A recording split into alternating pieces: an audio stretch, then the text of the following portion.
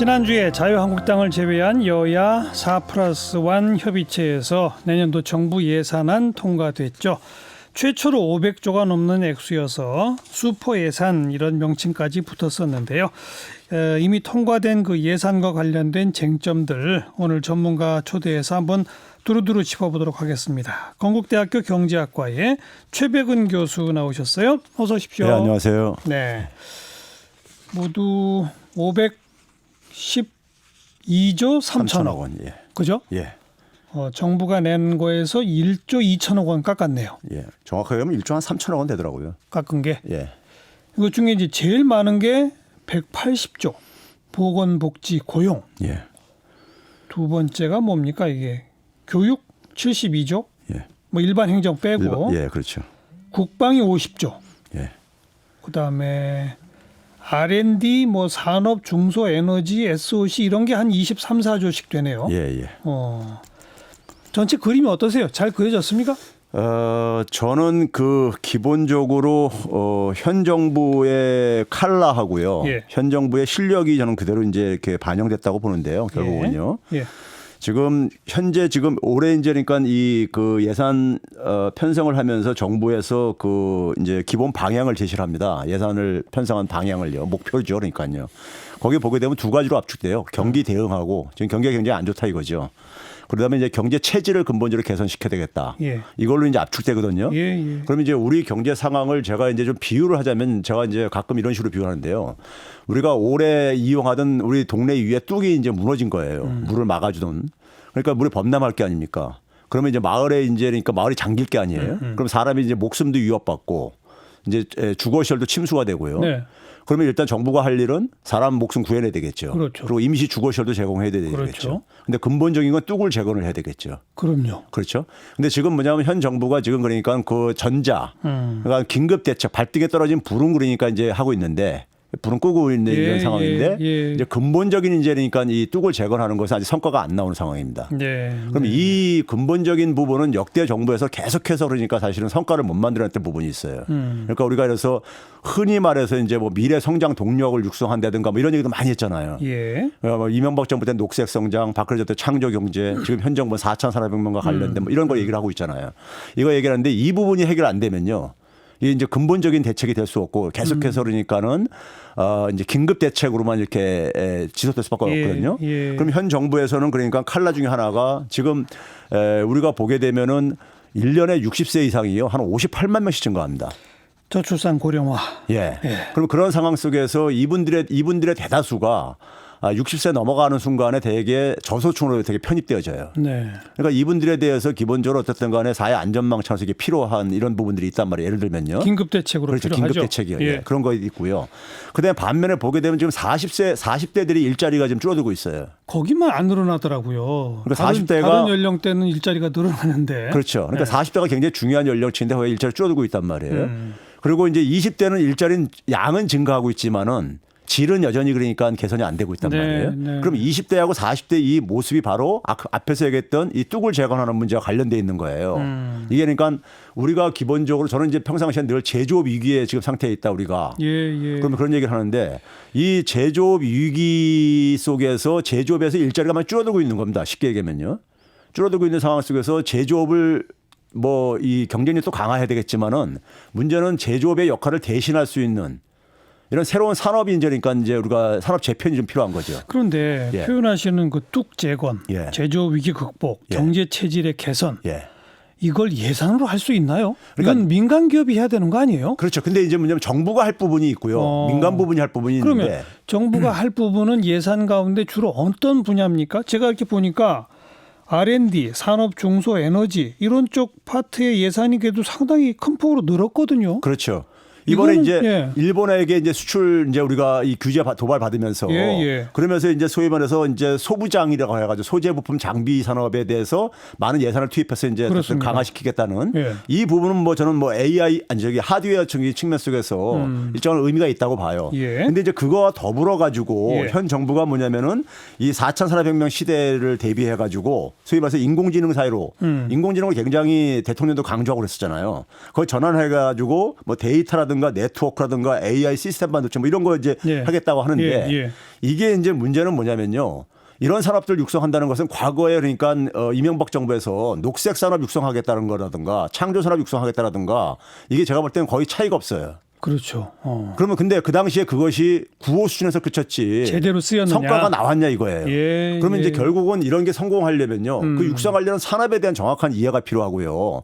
그러면 그 산업이 육성되려면은 쉽게 얘기하면 그러니까 우리가 그 산업에 필요한 인재가 과거 제조업과 다르다면은 예. 이게 그러니까 교육 정책까지도 이게 바꿔야 되는 부분인 전부 거예요. 연결이 돼야죠. 그렇죠. 그러면 그런 청사진을 속에서 이 예산 편성이 정부가 할 일이 있다는 얘기죠. 네, 그리고 네. 이제 그 기업이 인재니까 또 할 일이 있는 것이고요.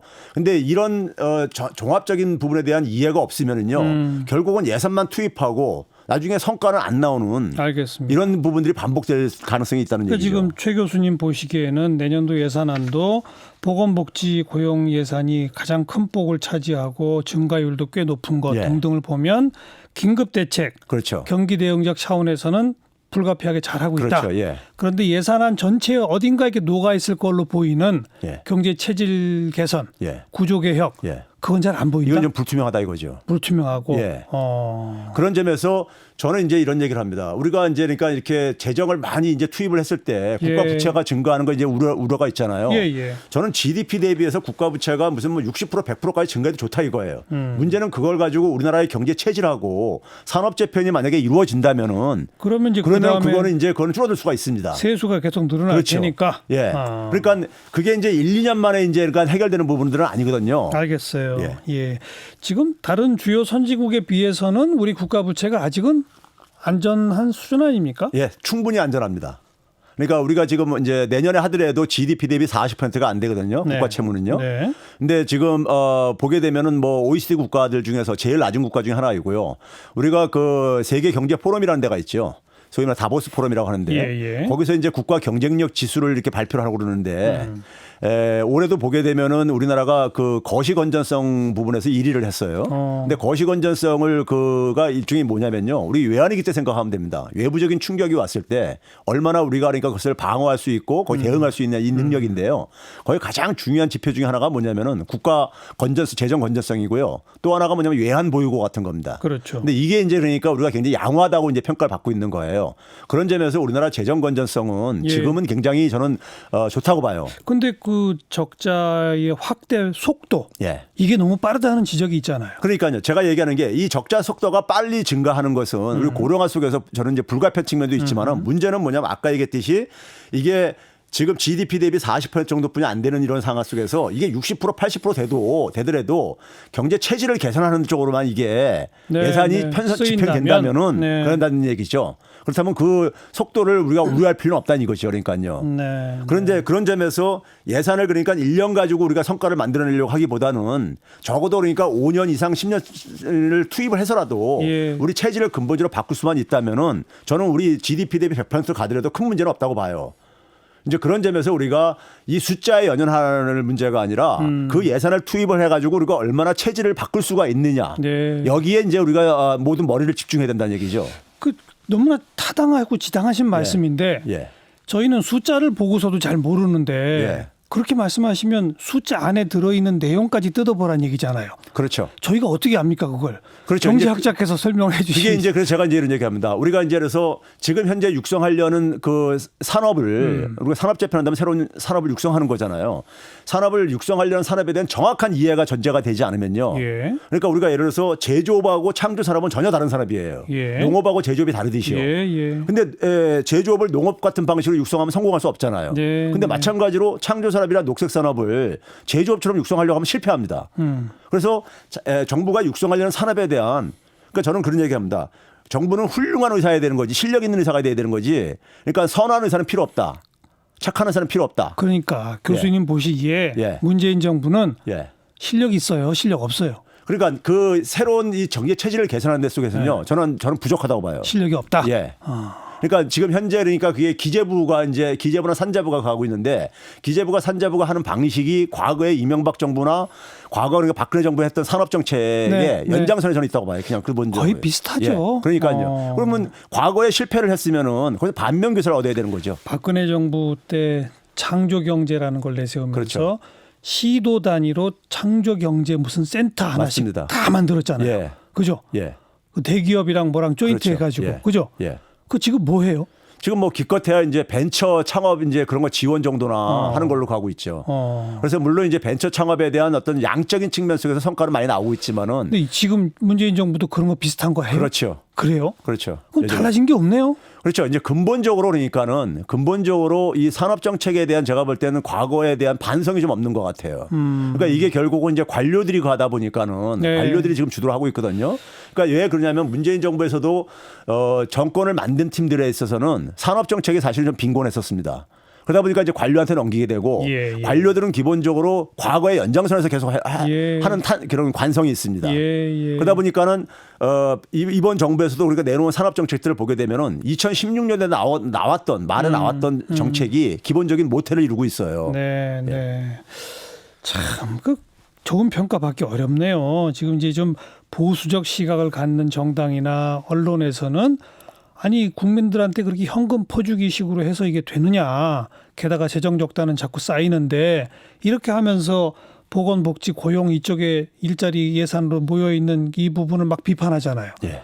근데 이제 최 교수님 같은 분들은 이건 불가피하다. 예. 이렇게 써야 한다. 예. 이런 거 아닙니까? 예. 하지만 또 최 교수님 같은 분들은 구조개혁을 위한 예산은 지금 제대로 못 쓰고 있다. 예. 그 양쪽에서 두들겨 맞는 거예요. 그러니까 제가 이제 그러니까 발등에 떨어진 급한 불만 끄고 지금 근본적인 지금 이 대책이 지금 이제 미흡하다. 네. 이제 이런 건데 이러다 보면은 결국은 뭐냐면 우리가 결국은 이제 국가 부채가 증가할 수밖에 없지요. 증가하면서 속도도 빨라지고. 그렇죠. 이제 그런 점에서는 이제 그러니까 우리가 이 그 좀 반성을 좀 해야 된다는 부분인 거고요. 예. 일자리 창출 예산 불가피하다고는 했는데 그래도 뭐 보수적 시각의 언론이라 하더라도 이건 좀 우리가 인정할 게 있는 거 아닌가요? 너무 고령층 당장 눈에 보이는 그 뭐 이 공공 근로 사업 같은 거 예. 이런 데 위주로 간 예산은 조금 문제 있는 거 아니에요? 그런데요. 사실은 고기 잡는 법을 가르치는 식의 일자리 예산으로 가야 되는 거 아닙니까? 그게 이제 말로는 이제 그러니까 우리가 굉장히 우리가 타당한 얘기지만은요. 제가 얘기했듯이요. 60세 이상이 58만 명씩 증가합니다. 당장 나온다 말이죠. 예, 58만 명씩 1년에 증가해요. 지난 1년 전에 비해서요. 예. 근데 이제 15세에서 49세, 50세 미만은요. 한 32, 3만 명씩 더 줄어들고 있어요. 줄죠. 예, 줄어들고 있어요. 그러면 일단 이제 연령층이 이제 그러니까 줄어드는 연령층에서는 일자리도 줄어들 수밖에 없습니다. 인구가 줄어들기 때문에요. 예. 그럼 인구가 증가하는 부분 속에서 거기서 그러니까 아까 얘기했듯이 60세 이상 중에 대부분은요. 젊었을 때니까 자산 축적하지 않으신 분들은 결국 노년에 의존할 수 있는 게 지금 기초연금이나 네. 기초생활수급 대상자 이것뿐이 없어요. 예, 그렇죠? 현실적으로요. 예. 그럼 이분들이 그러니까 그걸 가지고 방치하게 되면은 못 사니까. 이분들은 거의 그러니까 빈곤 계속 소득 이 불평등이 악화될 수밖에 없어요. 그분들을 재교육해서 장기적이고 좋은 일자리로 가도록 할 수는 없나요? 근데요, 우리가 하위 10% 가계가요, 평균 연령이 69세입니다. 그러니까 70세 되신 분을 예. 재교육을 한다고 해가지고. 어렵죠. 그러니까 이게 지금 우리가 인구 구조는 어느 정권이 들어서도 지금 이게 우리가 그동안에 그러니까 우리가 제대로 대응하지 못한 결과로 이렇게 예. 상태까지 온 거예요. 예. 이제 그런 점에서 이게 이제 저출산 문제와도 관련돼 있죠. 물론 그러니까 이제 밑에 연령층들이 젊은 층들이 늘어나면은 그게 이제 이 고령화라는 것은 불가피한 측면이 있단 말이에요. 의료기술 발달하면서 네. 수명이 늘어나니까요. 네. 그렇죠? 그럼 이제 문제는 뭐냐면 이제 젊은 층들이 이제 계속해서 뒤에서 받쳐줘야 되는 거죠. 근데 문제는 젊은 층들이 저출산이죠. 좋은 일자리를 이제 소위 말해서 결혼도 할 수 있게 예. 해줘야 되는 거죠. 결혼할 수 있게 마음 놓고 결혼할 수 있게 그다음에 아이를 낳을 수 있게 해주는 이런 투자를 이걸 복지 차원이 아니라 저는 투자 차원에서 해야 된다고 생각합니다. 네. 그리고 근본적으로 산업 재편을 통해서 이 사람들한테 일자리가 어쨌든 간에 공급이 돼야 되는 거죠. 그게 안 되면은 이 악순환은 지속되면서 계속 발등에 떨어진 불끄기식으로 접근할 수밖에 없다는 얘기죠. 현재까지 나타난 숫자로 보면 예. 출산율 계속 떨어지잖아요. 그렇죠. 결국은 악순환도 아주 급격한 악순환인데요. 말씀하시는 걸로 그렇죠. 보면. 그죠. 예. 그거 어떡합니까 그럼? 지금 이제 그래서 제가 그런 얘기합니다. 제가 이제 지방에 강연 가면 지자체장들이요. 예. 자기들 지방 경제가 좋은데 하나도 없거든요. 그러면 이제 훈수 하나 좀 더 달라고 이제 그런 얘기를 해요. 그럼 제가 무슨 얘기를 하냐면 젊은 사람들이 와서 살고 싶은 지역으로 만들어라. 예. 하거든요. 모두가 그러고 싶겠죠. 예. 근데 이제 그러니까 대기업을 유치한다고요. 대기업을 유치하려고 하는데 대기업들 안 온다. 여기 왜 오겠느냐. 대기업들이 가는 데는 되게 어떤 데가 가냐면 젊은 사람들 아이디어가 많고 창의적인 젊은 사람들이 많은데 대기업들이 간다. 그러니까 젊은 사람들을 매력적으로 만들어야 되는데 예. 젊은 사람들이 살게 하려면은 기본적으로 젊은 사람들이 그러니까 지금 기업이 지금 일자리를 못 만드는 상황 속에서 자기들이 그러니까 스스로 일자리를 만들 수 있는 그 기반까지는 어쨌든 간에 좀 지원을 해줘야 된다. 주거든 아니면 그러니까 생활비든 간에 예. 이걸 복지라고 생각하지 말아라. 투자다. 투자라고 생각해라. 우리가 기업을 우리가 지원해 줄 때 기업이 일자리를 만들기 때문에 지원을 해 주는 거거든요. 예. 그러면 이제 우리가 그래서 제가 이제 그 지역의 주부들한테도 그런 얘기를 해요. 임대주택 그 청년들을 위한 임대주택 만드는 거를 주거에 들었으면 반대들 하잖아요, 되게요. 그 지역 아파트값 떨어진다고요. 그럼 제가 그런 얘기합니다, 그럼요. 그럼 여기 청년들이 살 수 없는 지역이 돼버리게 되면 이 아파트 공동화됩니다. 그리고 고령층만 남게 되고 이 지역의 자영업자도 장사 되겠습니까? 안 됩니다. 젊은 층들이 없는 지역은 아파트값 기본적으로 떨어질 수밖에 없습니다. 근데 이제 한 치 앞을 못 보는 거죠. 근데 이제 그런 얘기를 하면요. 그때 좀 느끼는가 봐요. 예, 옆에 나라는 일본처럼 공동화되고 이 노인층들만 사는 이런 지역이 되게 되면은 네. 여기 빈집도 이제 이 생성이 될 것이고. 알겠어요. 예. 지금 최 교수님하고 제가 나눈 식의 이런 좀 깊이 있고 장기적 안목을 갖는 시선으로 예산안을 뜯어봐야 된다 이거 아닙니까? 그렇죠. 그렇게 해가지고 우리가 1년, 3년 이런 장기적인 예산 계획 맞추는 게 필요한 거죠. 근데 국회에서 이런 얘기 안 하잖아요. 그렇죠. 관료들도 이런 얘기 안 하잖아요. 그렇죠. 관료들은 그냥 하던 대로 내고 예. 대통령이나 이쪽에서 좀 방점 찍는데 조금 플러스 한 20%좀 해갖고서 내고 국회에서는 처음에는 호언장담해요. 예. 뭐 500조 넘게 왔으면 최소한 몇십 조는 깎는다. 제가 지금 시사 관련 업무를 한 20, 30년 하고 있는데요. 예. 한 번도 그런 적을 못 봤어요. 맞습니다. 아무리 말은 크게 하는데 마지막엔 꼭 1, 2조 좀 줄이거나 늘리거나 하고 말아요. 예. 이게 뭐예요? 이게 예산을 편성하는 구조가 네. 정해져 있어요. 근데 뭐 각 부서에서 이제 올린단 말이에요. 네, 네. 사업을 이제 올릴 게 아니겠습니까? 그러면 이제 그 사업들 중에서 이제 어쨌든 간에 평가를 좀 이제 하는데 그 사업들은 대개가 보게 되면 연속적인 이런 사업들 하던 것들 일이에요. 하던 일들 쭉 이렇게 올라옵니다. 네. 올라오고 나서 그다음에 거기 추가되는 게 뭐가 있냐면요. 정부의 색깔에 따른 사업들 있잖아요. 정책 사업이요. 그러니까 대통령 관심사. 그렇죠. 뭐 이런 그런 거. 게 이제 플러스가 추가되는 그렇죠. 거예요. 예. 그러면 그게 이제 국회로 내려갔을 때 예. 각 상임위에서는 예. 그거 조금 개수 조정하는 거예요. 그러니까요. 개수 조정하고 그러니까 이게 그걸 되게 개수 조정할 때 보는 그 기준은 얼마나 이 집행률이 예산 집행률 이런 것도 보고 돈 잘 썼는지. 그렇죠. 이런 거 가지고 되게 조정도 좀 하고요. 네. 그리고 이제 뭐 자기 이제 사업들 이제 지역 사업들 이제 그러니까 이런 이제 민원 해결하고 이제 한단 말이에요. 그러다 보니까 그 구조가 거의 고착화돼 가지고 그러니까 관료가 그러니까 되게 각 부서별로 집계한 거하다. 플러스 이거 정치적인 사업. 좀 우리가 따라 배울 외국에 좋은 사례 없어요? 국회에서 제대로 좀 심사하고 제대로 좀 칼질할 게 있으면 제대로 하고. 그러니까 이게 되려면 그러니까 우리가 흔히 이제 그런 얘기를 합니다. 이 예산 심사를 그러니까 보다 전문화시키고 그다음에 기간도 어떻게 보면 1년 내내 해가지고 그러니까 앞에서 제가 얘기했던 그런 부분들을 다 서로가 토론도 하고 그래가지고 그거를 그러니까 예산에 어떻게 녹여낼 것인가. 이런 이제 부분들이 있어야 되는 것이고요. 예. 그리고 낭비를 막으려면 좀 투명해야 되는 거죠. 예. 이 예산을 도대체가 왜 늘렸는지에 대한 이런 것들이 다 그러니까 투명성, 전문성, 그다음에 그걸 상시적으로 그러니까 우리가 한다는 얘기를 전문가들이 수차 얘기를 했었어요. 그런 게 예를 들면 국회 안에 예산정책처 같은 거를 조직을 신설한다. 예. 이런 거 아닙니까? 그렇죠. 그런 부분들이 지금 뭐 예산 뭐 입법치 이런 것들이 있긴 있죠. 네. 있는데 문제는 뭐냐면은 이제 우리는 지금 보게 되면은 예산을 가지고 이 정부 관료들이 그러니까 이 전체 큰 청사진을 못 그리다 보니까는 그리고 그걸 못 그리면 국회에서 해줘야 되는 거예요. 정치인들이요. 아, 이게 양쪽 다 못 하잖아요. 그러니까 양쪽 다 예. 못 하다 보니까는 그냥 관성적으로 계속 되풀이되는 거죠. 예.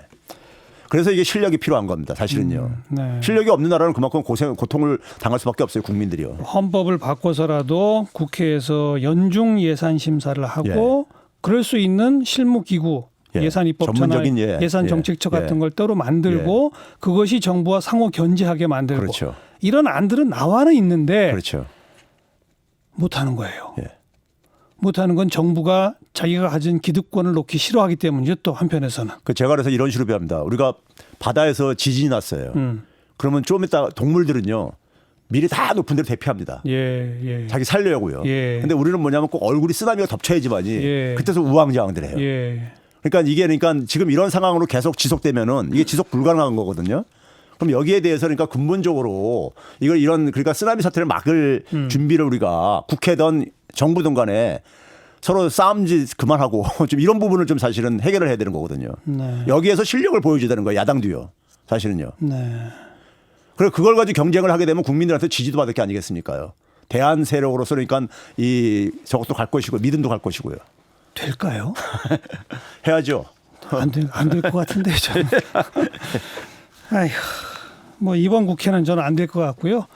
총선 치르고 다음 국회에서는 한번 기다려 봅시다. 여기까지 수고하셨습니다. 네, 감사합니다. 건국대학교 최백은 교수였습니다.